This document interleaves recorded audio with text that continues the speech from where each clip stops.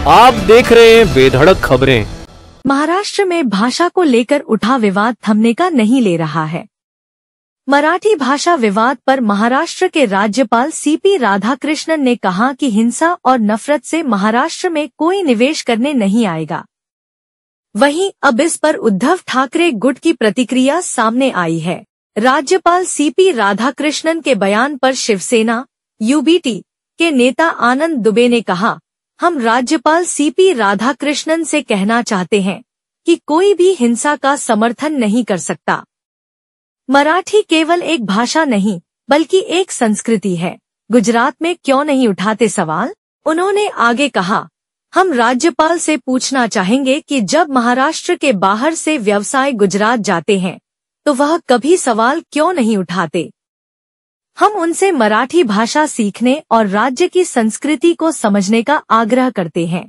महाराष्ट्र नहीं तो भूटान में बोलेंगे मराठी।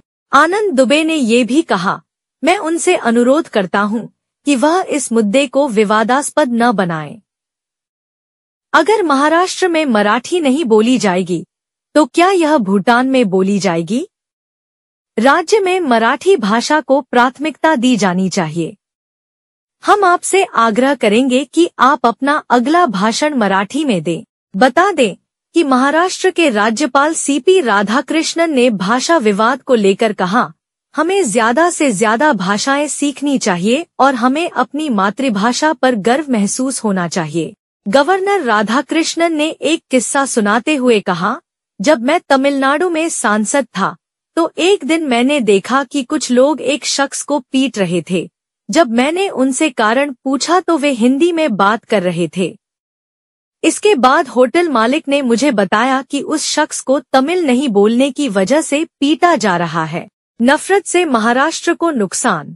उन्होंने ये भी कहा, अगर हम इस तरह की नफरत फैलाएंगे तो कौन महाराष्ट्र में कौन निवेश करने आएगा। इसका मतलब हम महाराष्ट्र को नुकसान पहुंचा रहे हैं।